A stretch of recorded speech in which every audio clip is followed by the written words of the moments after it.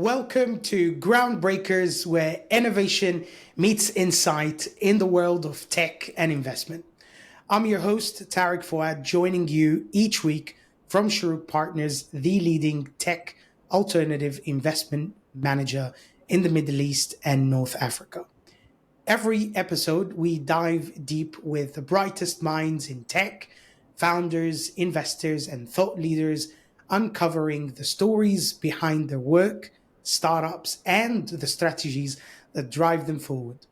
Today, I'm excited to host Ahmed Mahmoud, founder and CEO of DXwand, a company that is on a mission to bridge the MENA region gap in AI and empower businesses with AI that understands the region's unique culture and linguistic landscape.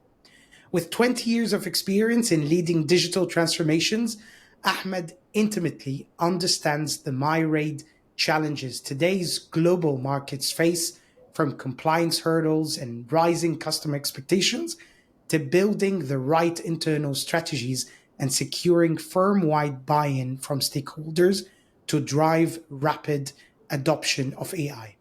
Stay tuned as we unpack his journey as a founder and how AI is shaping the future of enterprise.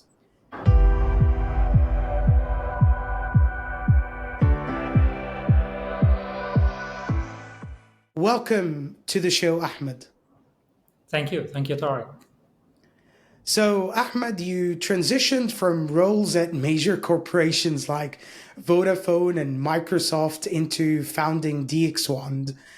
I'm curious on, and if you can share, what inspired you to make this leap and how your experiences in these companies have shaped your vision for DXwand.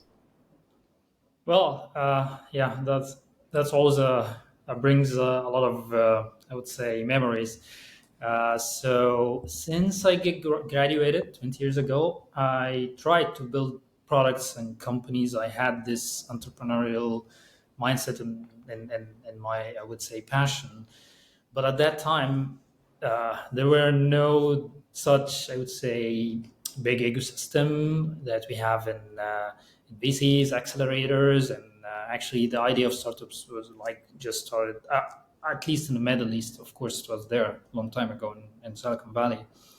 So I kept trying and couldn't couldn't really succeed until when I was in Microsoft, and I'm really glad to actually work in such companies because this exposed me to a lot of I would say business challenges that I have, and I have seen the gap myself with a lot of clients that really triggered me that I really should start there. So the great thing is at that time there were accelerators, and actually I was sitting in a meeting like this one. I was going into the internet through something in a cafe that showed me an advertisement. Like it was like this: start your business from your idea right now. And it was an advertisement for an accelerator. So I applied actually out of the meeting. And then this one started. So I went there in the accelerator and went through verification. And I was always inspired that I have a lot to bring. It's not like I cannot just do some work. I have things in mind that I want to lead and I want to make a bigger impact. So that's why I started and how it is. But of course, my experience in such companies that you mentioned, like Microsoft and Vodafone, had made me actually go to that with a lot of muscle already built up. So when I went to an enterprise as DXwand, the company at that time that had 3 or 4 employees, I'm trying to convince them that this company can really add value. I have in mind what they are thinking about, and I understand the risks that they look at. And I made some good, I would say, solutions because I know how they think through partnerships and others that can help me really go through this problem and other problems. So, of course, I had a lot of experience with that. But also, when you work in such companies, you have a lot of things that you get for granted. Like when you want to do a proposal, yeah, you have in Microsoft a huge set of things and that you can just go and get. Absolutely. I was at the end of my service in Microsoft, I was in sales. So once I get the PO, my job is done. I get my numbers. But in startup, no, there is collection, procurement, contracting, a lot of things that you need to do. But again, it was really a great thing that helped me move forward quickly in a lot of areas in the X1 journey. So it's interesting where you went from there to conversational AI, and then especially around Arabic dialects. Maybe kind of the second chapter of your journey would take us into DXwand and what it's all about. And I want to start always with what are the most significant challenges that you faced when developing conversational AI solutions, especially for Arabic dialects, and how did you overcome them? And maybe you could shed light before you answer that on, what DXwand today is all about and who does it target? Yeah, sure. We shifted not a bit. We shifted more than just working for Arabic dialects right now. But DXwand now offers conversational knowledge discovery for enterprises where we can turn days and weeks of research on all of the enterprise unstructured data and back-end systems into an instant moment of clarity with a single question that gets you all of those data points into a knowledge. But also you can use this knowledge to augment this experience to your clients, automate their services, and give them a delightful experience with your data and knowledge. So this is what we do today, and that works with Arabic and others. Of course, we have, I would say, a bigger and deeper understanding of the problem in Arabic dialects, and we offer, I would say, an extra layer in that. But today, it's not the main focus only because we're also expanding in other areas. But at that time, it was very clear as, again, I was working in one of the Silicon Valley blue chips. And at that time, the conversational AI was the first, I would say, like the hype happened now with Gen AI. It was like first introduced to the market commercially and available to everyone to use, but yet it's not available in Arabic at all. Actually, if any company at that time supported Arabic, it was a very basic support. So there were a lot of disappointment at the clients. And then I thought, yeah, let me build that. A lot of challenges raised, like talent. So to get talent that understand the language and also experience in data science and the AI wasn't really like a walk in the park. It was really hard to find such talent. And the I was context around it. Yeah. actually I was blessed because the first one joined us was in the Microsoft Research Center in Cairo, who poses a very good and had a lot of a good literature and experience in data science, but also he's an Egyptian. He knows Arabic, so he can work on that. Yeah, because if I can get a lot of data science people from outside, but guess what? They don't understand Arabic. They would if you show them a problem, they don't even understand what's the problem. So you need that like narrow talent to get in, which was I would say a very good problem to have. But yeah, we managed to get this fixed. Again, I was blessed to have such team at that time. But also then the problem started to get bigger and more sophisticated when you work in enterprises, not just about the language. It's also, as you mentioned, the culture has part of it is the language, but the other parts related to risks, related to privacy, related to data, all of that stuff. So that required to have an expansion on the team with different skill sets where we managed to get some of it locally, but at that time we couldn't get it all. So we thought of getting like a mix of experts from outside and Mm. young talent in from Egypt and in the region generally. And we used that mix to build up this talent. I'm proud today. So that was like 3 years ago. I'm proud today, like 2 or 3 engineers that are seniors that are leading components and modules now in our AI. They were fresh grads 3 years ago and they had nothing to know about that. But they had this, I would say, passion to learn, and they have done it and learned from such experts, and now they are leading it. So that was actually one of the main causes we started the X1 in MENA region is the fact that we have talent that we can build, not just import, but also we can build and export talent, and that started to, I would say, to show up in the past 2 years. Mm. So, and with that value proposition, you've obviously raised an amazing $4 million in Series A funding. I'm interested to know, how do you plan to kind of steer DX1's growth and expansion in the Mhm. MENA region, and what are the specific areas that you will, with these funds, help you accelerate? Yeah, sure. First, thanks to Shorooq, you led this round. Yeah. So, of course, you have seen the hype happen the year and a half. Actually, OpenAI made an announcement 2 days ago of the new introductions they have. And if you look at this hype, it's as what happened in I would say in the cloud hype when it started, or the containerization hype, what happened at that time. So you get something not efficient but impressive in front of the masses, and you get distraction, you get the first mover advantage, and then you start to make it efficient. So if you look at the announcement for now, the new model of 4.0, it gets 50%. Mm. So and this will continue, and we have seen that. So we started our, for example, our knowledge mining and solutions in late 2020, let's say 2021.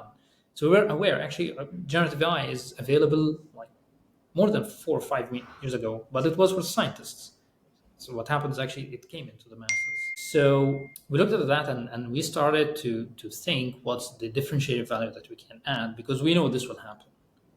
And we know that it's just a matter of time, and you have to get ahead of that game. With that in mind, and having such hypes that we continue, we would use that money to go into the high value that is an investment that technology giants wouldn't look at because it's not in their focus, not in their direction. And it is the part that would make us stand out. So whatever hypes happen, we're building up and we're part of the ecosystem. I'll give you an example. If we look today, if any company today would like to build from scratch an LLM, it would be insane, really, because it's who you are competing with, actually. But if you look at industry specification and ability to build an industry-based solution or domain-based solution based on ChatGPT or other LLMs, this would apply a lot of data that is specified and focused on this area, that is a target for all of those companies and your company. It will help you to harness all of this hype capabilities, and you add your own value on top of it. So everybody wins, and then you're part of the ecosystem, and you will never feel like we have done all of this investment that is wasted. So that's the main focus, is accelerating our research into the direction that keeps us standing among of this hype. And the second part would be on the geographical expansion with the partners network. So we don't really plan to build an office and team in each and every country. That wouldn't be scalable. So we built a partners organization in DXwand that manages partners, enables them in technology, our technology, also some basic concepts that they don't know, enable them in how to sell it and manage their delivery. We don't deliver, but we manage how they deliver, so that we can expand. I'm building this and focusing on the content and the arsenals that we give those clients. It's not just those partners. It doesn't just help us scale fast, but also help us have a huge ecosystem that the customer would benefit. For example, if the customer looking to have this AI as a part of a big initiative, DX1 would fit in a part. But if you have this big partners ecosystem, then you can have two or three partners of your network joining this as a full end-to-end solution while your product is already sold. So that's the major part on the business development that we are using the fund. I want to drop a message to all our viewers and listeners that you could potentially send us all your questions and to ask Ahmed questions by commenting on the caption below. We will certainly make sure that we answer those questions and bring in Ahmed to chime in on some of these questions. We'll be speaking a lot more about how do enterprises scale adoption of AI into their current plans. But before we do so, a follow-on question, Ahmed, for you, and I guess to build on DX1, you need tons of data, and you need to have an approach towards knowledge mining and retrieval augmented generation, RAG for short, which kind of differs from other solutions in the market. How does it differ in terms of other solutions in the market? And how does this technology that you deploy today benefit your corporate clients? So, long story short, we built that with clients that reflects what they are facing. So, as you mentioned, we started in 2018. Generative AI was not there, and then all of a sudden it was available to the masses. Consumers are using it very well, I would say, but enterprises are a bit struggling. Very, if you get into any enterprise door and tell them, yeah, you have done a great, of course, done a great PUC or demo in generative AI, but you couldn't move it forward, they would just not. Yeah, that's exactly what happens. Why? So that's what we started to focus on. So we didn't go into let's encapsulate generative AI and put it in our system. That would be like shooting ourselves in the foot. So we went deeper with clients to see why they couldn't adopt it. So a lot of reasons. Some of them are related to costs. So costs are very high. So that makes it, oh yeah, it will automate it, but the business case doesn't make really sense. If I really hired people to do that, it would be less in costs. Second parts are risks.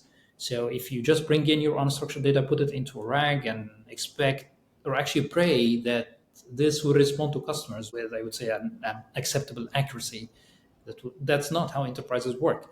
So they need to see and manage and test before they get this LLM in front of clients.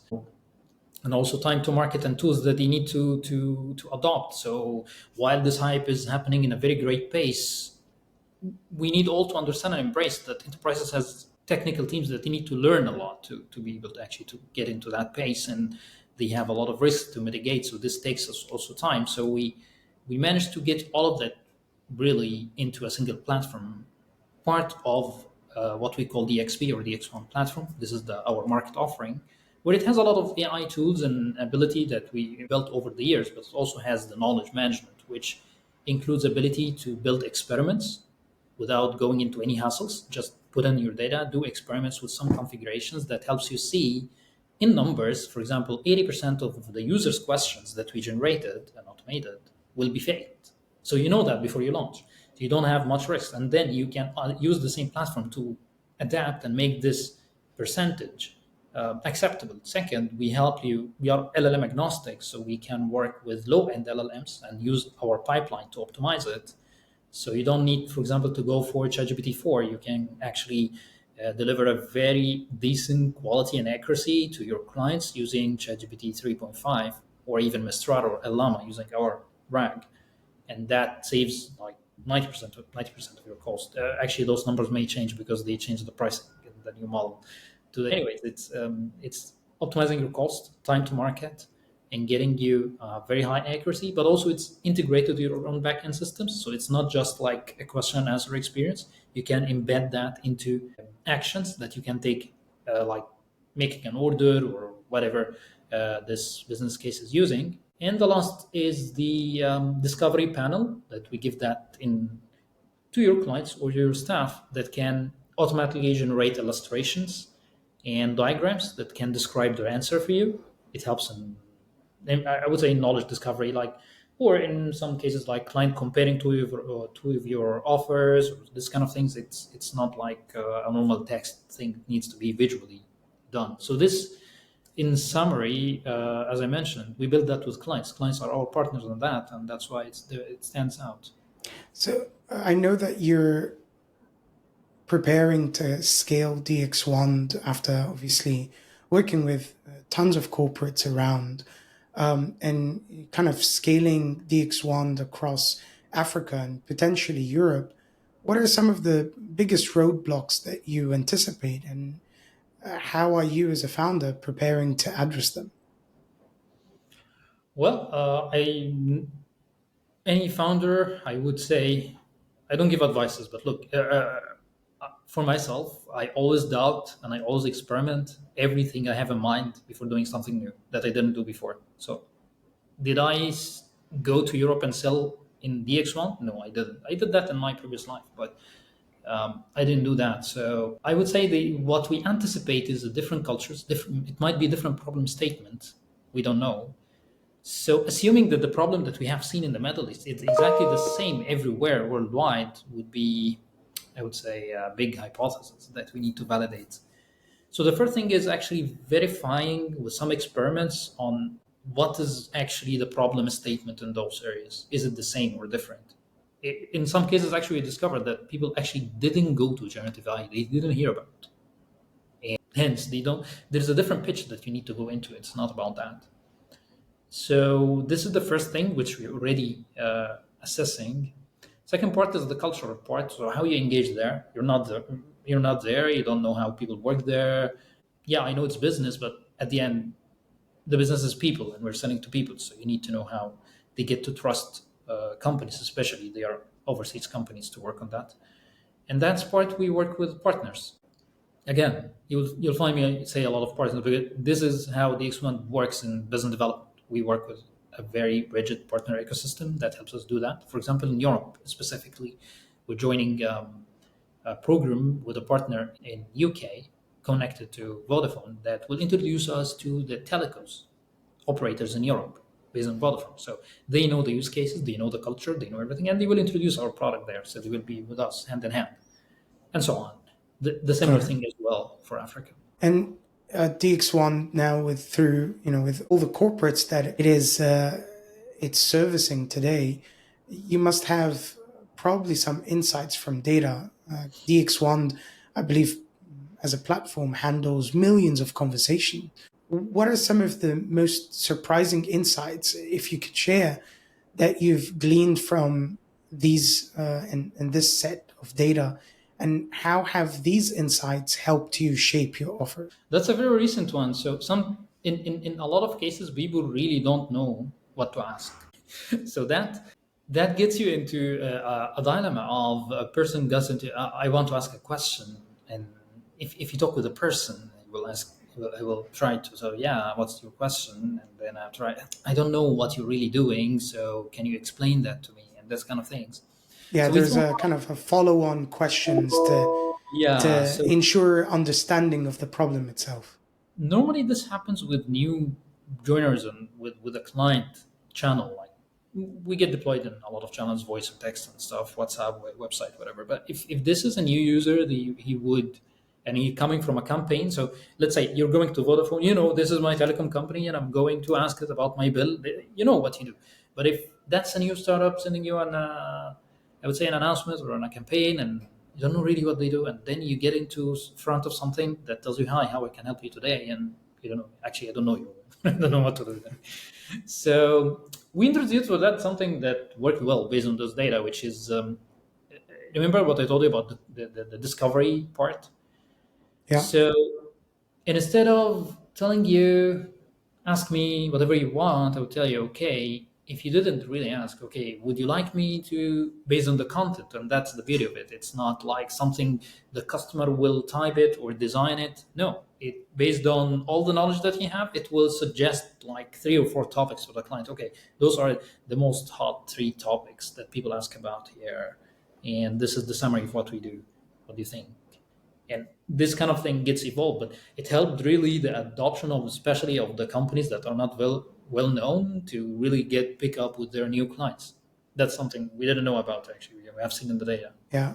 It takes us to the really, if you were to get the best answers, you need to be able to get and ask the best questions.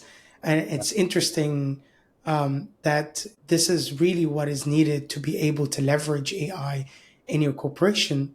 And if you do not necessarily have the right people to ask the right questions, at least DXwand and its platform will be able to suggest questions based on the context and on the data that you have in the system. And that maybe takes me to a great segue on, you've probably servicing, companies from different sectors, and you probably can foresee the future of AI in customer interaction. Where do you see the future of AI driven customer service and employee assistance heading in the next probably 5 years, particularly in the regions like the Middle East and Africa? Well, I would lie that if I say I know what would happen in 5 years. Really, even if I think of that I know, everyone now starts to question what they know. But I would say what we see as also trends, and we think about, and we started actually to experiment, which going well, which is something called the agentic experience, which is okay. Let's say you go to ChatGPT and you tell it generate this proposal to me with blah blah blah, all of those things that you would say. It will give you a proposal. That's not how you work. So if you give your pre-sales person, I want this proposal, he will write a draft and then he would show it to you and then ask you for comments and telling you this is a draft. And then you give him comments and then he gets the comments to work on and work with his colleagues to check. And so he don't come back again with something that has a lot of comments and. So this is the workflow that an agent that would work on. And surprisingly, can be automated actually with AI with the same tool that I mentioned. So ChatGPT, if you give it Correct. this with I would say a more sophisticated prompt, it would do that. Not necessarily everything. If you started to build your system, it includes prompt management and RAG and a lot of other stuff that can work in the same way, you can achieve way better results on the outcome, because part of the corporate adoption to that, they think that yeah, it can work on then I would say the shallow or easy things, but if you go really deeper into a corporate contract of 100 pages and I want you to highlight the risks, that's a big thing that I wouldn't rely on.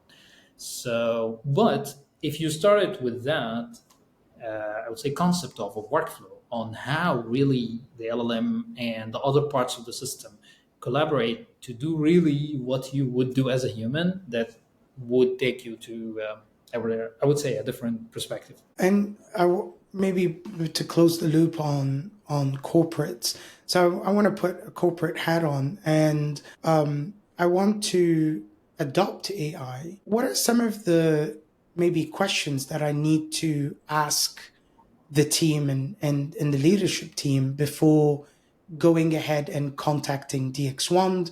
Are there certain sectors that you prefer to work with? When is the best time to actually adopt AI or at least some sort of digital transformation? And how does the process work once we reach out to DXwand? Well, it's a big, I don't know, this will take a day. I'll try to summarize that. So you have to have a lot of things, but I would say you may summarize that to people, process, and product. So in the corporate, they need to have the talent and the people that would really run that. They should go into a process of identifying why they need AI. In some clients, they need AI because they need AI. But this kind of initiatives, even if they started, they wouldn't lead really to a business outcome. But the organization need to really to understand first, yeah, we will have to use AI because it's the market that's upcoming, and it proven that it has made a lot of optimization to the workforce. So the question would be, uh, what's the business case that AI would add value to us? And that process, when you go into the use cases, then you can categorize them into projects and initiatives, and then you decide the best vendor or technology provider that can help on that. Generative AI is very big. It's not just your conversation part, there are a lot of other parts. But if you went into knowledge discovery and conversational experience and going to DXwand, we would ask you about your objective, your success. What's your business case? Why you want to have this automated? So we want to make sure that we can help you really succeed on that. We would ask you for samples of your data so we can show you quickly. It take us like 5 or 10 minutes to show you how this would be for a wider scale. And you should have, I would say, a process on how you would introduce that to your clients. So you work on this plan.